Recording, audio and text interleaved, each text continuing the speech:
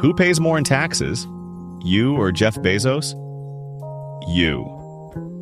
Per ProPublica's leak of IRS records, Bezos paid an effective federal tax rate of 0.98%. You paid 14%. So did Elon Musk. So did Mark Zuckerberg. So did almost every billionaire whose tax returns leaked. This isn't a glitch. It isn't tax fraud. There's a name for what they're doing. And the IRS knows about it. They've known about it for 40 years. It's called buy, borrow, die.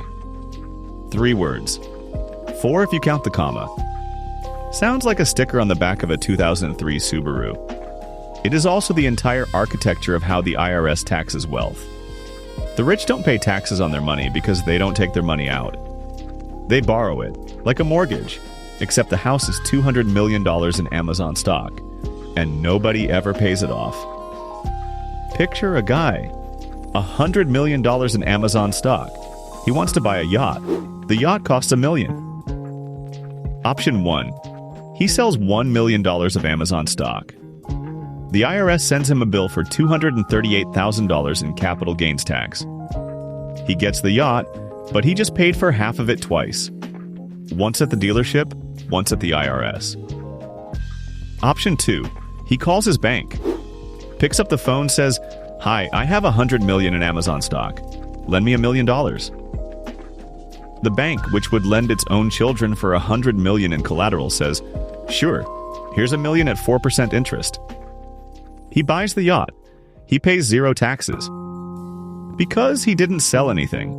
Loans aren't income. The IRS taxes loans the same way it taxes air. Why borrow instead of sell? 3 reasons. 1. Loan interest is roughly the same as long-term stock returns. Borrow at 4% against an asset growing 8%, and the asset is paying for the loan. Forever. He doesn't even technically owe anyone anything. The math owes him. Try wrapping your head around that. I had to read it 3 times. 2.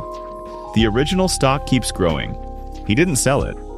So while you're sitting on $762,000 after tax, congratulations on your yacht, by the way. He's sitting on a yacht plus a stock position still compounding 8% a year. After 10 years, your $762,000 is worth about $1 million. His $100 million in Amazon is worth roughly $215 million. He owes the bank exactly $1 million plus interest.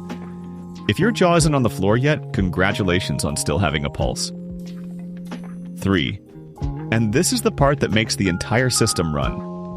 When he dies, and he will eventually, despite owning a yacht, his heirs inherit the stock at what the IRS calls stepped-up basis. The cost basis resets to whatever the stock was worth on the day he died. The capital gain that has been quietly accumulating for 40 years is wiped clean. Erased, tax-free.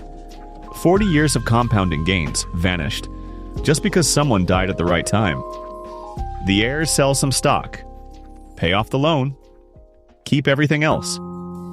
The IRS sees nothing. It is mathematically a magic trick. Per ProPublica's leak, and I want to be clear, this isn't a rumor, the IRS records actually got out. Jeff Bezos in 2007 paid 0 in federal income tax. $0. Like he didn't even file. He filed. The math just said 0. He had so little reportable income that he qualified for the $4,000 tax credit working families get for their kids.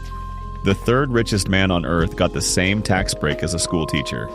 I want you to sit with that for a second. Elon Musk did it the cleanest. He paid no federal income tax in 2018. By the next year, he was the richest man on earth. He took loans against Tesla stock. The IRS, again, taxes loans the same way it taxes air. He didn't move income offshore. He didn't pay an army of accountants to find creative deductions. He just borrowed money. That was the entire hack. Mark Zuckerberg, Michael Bloomberg, Carl Icahn, George Soros, same playbook. Per the report, the 25 richest Americans had a true tax rate of 3.4% on their wealth growth between 2014 and 2018. The median American household paid 14. If you're feeling generous, that's a 400% gap. If you're not feeling generous, and you shouldn't be, that's the country you live in. Right. You're already doing the math in your head. But this only works if... Yes, it does. Buy, borrow, die only works if you have enough collateral that banks will actually lend to you against it. We're talking $5 million in liquid securities. Not your house, not your retirement account. Actual stocks and bonds the bank can sell if you default. Below that threshold, no private bank picks up the phone, so the most aggressive version of this strategy is locked behind a $5 million door. If you don't have that lying around between the couch cushions, you don't get to play. That's by design. The system has a velvet rope. You don't have the wristband. There is a watered-down version, though. 2 of them, actually. If you have a paid-off house, you can take a HELOC against it. Same idea. Borrow, don't sell. If you're funding a renovation, this is meaningfully smarter than liquidating an index fund and paying capital gains. The math isn't as clean, but the principle is the same. If you have a brokerage account, some let you take margin loans against the portfolio. This is where I have to be careful. Margin loans get called when stocks drop, which is exactly when you cannot afford to be margin called. The same trick that makes Bezos invincible can make a regular person bankrupt. The wealthy can absorb a margin call by selling other assets. You probably cannot. The middle-class version of buy, borrow, die is mostly this. Don't sell when you don't have to. Hold the asset. Use cheaper money to fund consumption. Let compounding cook. The trick was never a trick, it was just access. The rule isn't the rich pay less in taxes.